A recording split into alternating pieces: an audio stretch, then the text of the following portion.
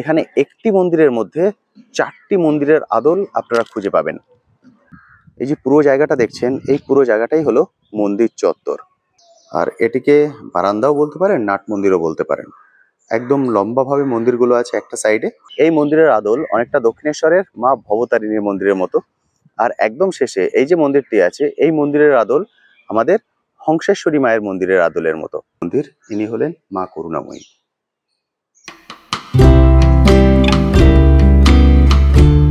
নমস্কার বন্ধুরা, কেমন আছেন? আশা করি সকলেই ভালো আছেন। ট্যুর বাকেটে আপনাদের সবাইকে স্বাগত। আমি অনুপ নিয়ে চলে এসেছি নতুন আরেকটি ভিডিও। আজ আমি চলে এসেছি করুণাময়ী কালী মন্দিরে। এই করুণাময়ী কালী মন্দিরের আরেকটি নাম আছে, সেটি হলো কুপার্স ক্যাম্প মন্দির।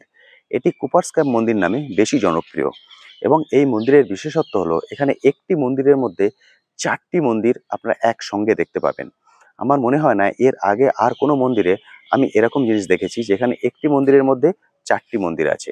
তো আজকের এই ভিডিওটিতে এর যাবতীয় ডিটেলস আমি আপনার সঙ্গে শেয়ার করব।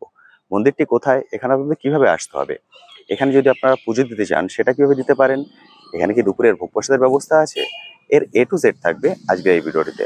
ফলে ভিডিওটি স্কিপ না করে সম্পূর্ণ দেখার অনুরোধ রইল। আর যারা ফার্স্ট টাইম আমার ভিডিও দেখছেন তাদেরকে রিকোয়েস্ট করব, প্লিজ চ্যানেলটি সাবস্ক্রাইব করে নেবেন। ভিডিও নিচে যে রেড সাবস্ক্রাইব বাটনটি আছে সেটি প্রেস করে পাশের নোটিফিকেশন বেলটি অবশ্যই অন করে দেবেন। তাহলে আমার সকল ভিডিওর আপডেট সবার আগে পৌঁছে যাবে আপনার কাছে। আর ভিডিও যদি ভালো লেগে থাকে অবশ্যই একটি লাইক দিতে ভুলবেন না। চলুন তাহলে শুরু করা যাক আজকের ভিডিও। সবার প্রথম আপনাদেরকে বলে দিই আপনারা এখানে কিভাবে আসবেন। এখানে আসার সব থেকে সহজ উপায় হলো ট্রেন। এই মন্দিরটি হলো রানাঘাটে, অর্থাৎ আমি আজকে চলে এসেছি রানাঘাটে। আপনি শিয়ালদা থেকে রানাঘাট লোকাল ধরে নেবেন বা শিয়ালদা থেকে রানাঘাটগামী যে কোনো ট্রেন ধরে নেবেন। যে কোনো ট্রেন ধরে চলে আসবেন রানাঘাটে। রানাঘাটে এসে রানাঘাট প্ল্যাটফর্ম নাম্বার 1-এ চলে আসবেন। প্ল্যাটফর্ম নাম্বার 1-এ এসে এই যে গেটটি দেখছেন, এই গেটটি থেকে আপনারা বাইরে বেরিয়ে আসবেন। সোজা বাইরে এসে এই বাঁ হাতের রাস্তাটি ধরে নেবেন।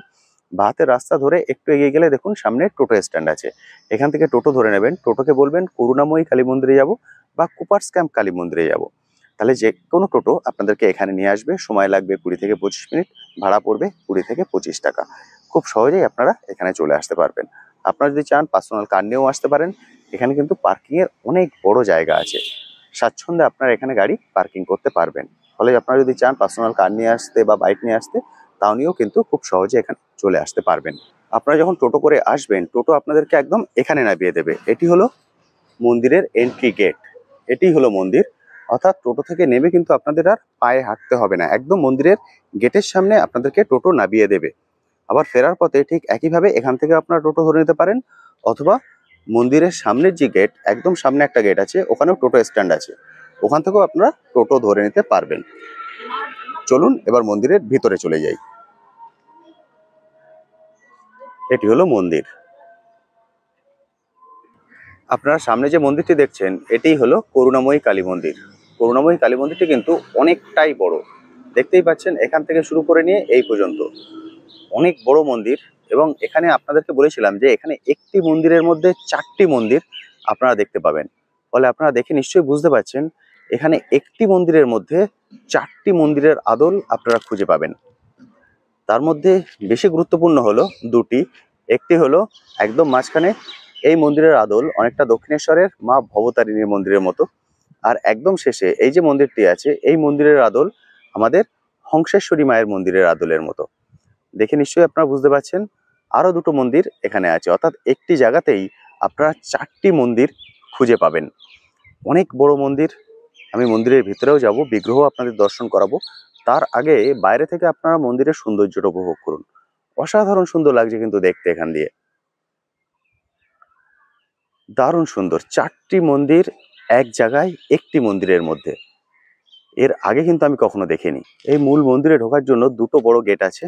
এদিকে একটা গেট আছে বড়, আর এদিকেও একটা বড় গেট আছে। এছাড়াও এই মন্দির চত্বরটি কিন্তু অনেকটাই বড়। মন্দিরের সামনে অনেক বড় খোলামেলা একটা জায়গা আছে। দেখুন এই যে পুরো জায়গাটা দেখছেন, এই পুরো জায়গাটাই হলো মন্দির চত্বর। এবং এই মন্দিরের সোজাসুজি ওখানে আরেকটি বড় গেট আছে এবং তার পাশে আছে একটা ছোট গেট। অর্থাৎ এই মন্দিরে ঢোকার জন্য 3টে বড় গেট পাবেন আপনারা। এবং এই মন্দির চত্বরটি অনেকটাই বড়, অনেকগুলো বসার জায়গা করে রাখা আছে। অর্থাৎ আপনারা যদি চান এখানে কিন্তু বসতেও পারেন। এবং এখানে রাখা আছে একটা রথ, অর্থাৎ এখানে কিন্তু রথযাত্রাও পালন করা হয়। চলুন রথটা আপনাদের একটু কাছ থেকে দেখাই। এখানে রেখে দেওয়া আছে রথটি। দেখুন এটি হলো রথ। রথযাত্রা এখানকার একটি বড় উৎসব। সেই রথটিকে এখানে রেখে দেওয়া আছে। আবার রথের আগে এটাকে বের করে পরিষ্কার পরিচ্ছন্ন করা হবে।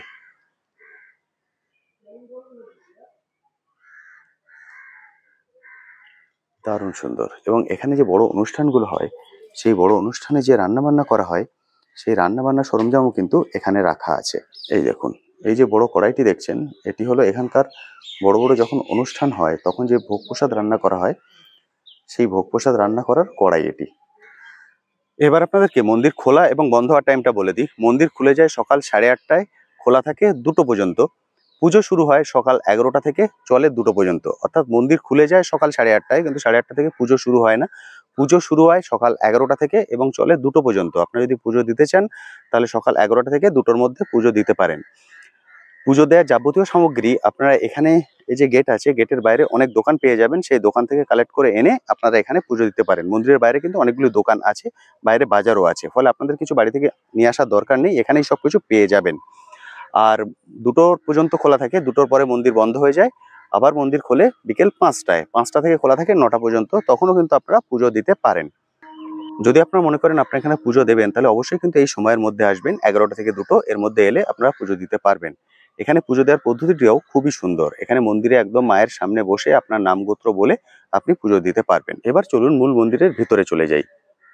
মূল মন্দিরের ভিতরে যাওয়ার জন্যই এদিক দিয়েও একটা সিঁড়ি আছে, এদিক দিয়েও একটা সিঁড়ি আছে। অর্থাৎ যে কোনো একটা সিঁড়ি দিয়ে আপনারা মূল মন্দিরে যেতে পারেন।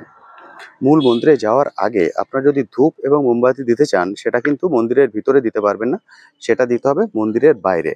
মন্দিরের বাইরে এই যে জায়গাটি করা আছে, এখানে আপনারা ধূপ এবং মোমবাতিটা দিতে পারবেন।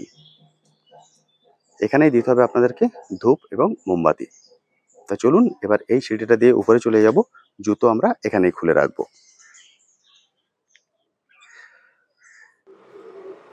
এটা যেটা দেখছেন, এই পুরোটাই হলো মন্দির, পুরোটাই মন্দির চত্বর। ভেতরটা কিন্তু খুবই সুন্দর, খুব সুন্দর করে কারুকার্য করা। এদিক দিয়ে আপনারা যেটা দেখছেন, এদিক দিয়ে হলো পরপর মন্দিরগুলো আছে। আর এটিকে বারান্দাও বলতে পারেন, নাট মন্দিরও বলতে পারেন। একদম লম্বাভাবে মন্দিরগুলো আছে একটা সাইডে, আর একটা সাইডে এটি হলো পুরো বারান্দাটা। দারুণ সুন্দর লাগছে কিন্তু দেখতে। একটা অন্য রকম অনুভূতি হবে আপনাদের এখানে এলে। দারুণ সুন্দর। এখান দিয়ে পরপর মন্দিরগুলো আছে।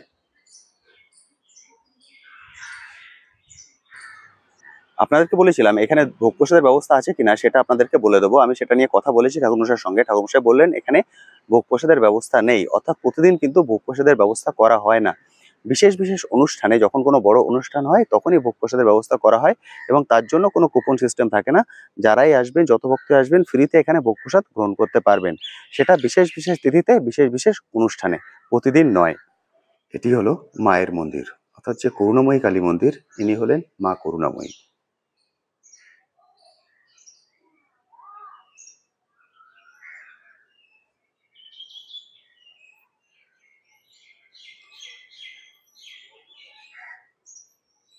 এটি দেখালাম মায়ের মন্দির, আর এটি হলো শিব মন্দির, বাবার মন্দির।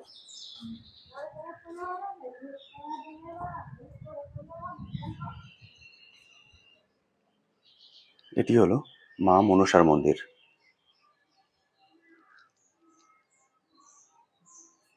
ইনি হলেন মা মনসা।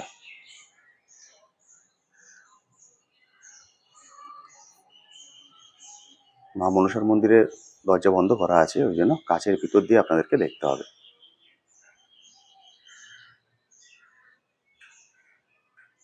পরপর মন্দিরগুলো আছে।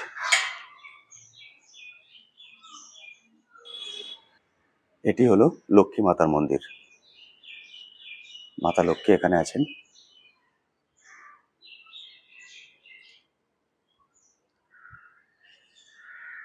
এটি হলো লক্ষ্মী মাতার মন্দির।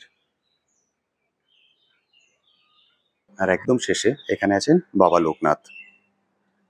একদম শেষে এখানে আছেন বাবা লোকনাথ। বাবা লোকনাথ মন্দিরেরও দরজাটা বন্ধ আছে, কাঁচের ভেতর দিয়ে আপনাদেরকে দেখতে হবে। এখানে আছেন বাবা লোকনাথ। তো বন্ধুরা, আজকের ভিডিওটি আমি এখানেই শেষ করছি। কেমন লাগলো আজকের ভিডিওটি অবশ্যই ভিডিও কমেন্ট সেকশনে লিখে জানাতে ভুলবেন না। আর এই বিষয়ে যদি আপনার কোশ্চেন থাকে সেটাও লিখে জানাতে পারেন, আমি আমার সাধ্যমতো উত্তর দেওয়ার চেষ্টা করব। তবে আমি রিকোয়েস্ট করবো, যদি সময় সুযোগ হয় অবশ্যই এসে একবার ঘুরে যাবেন, কথা দিচ্ছি ভালো লাগবে।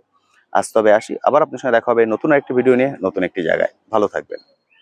একটি জায়গায় 4টি মন্দির, অপূর্ব সুন্দর।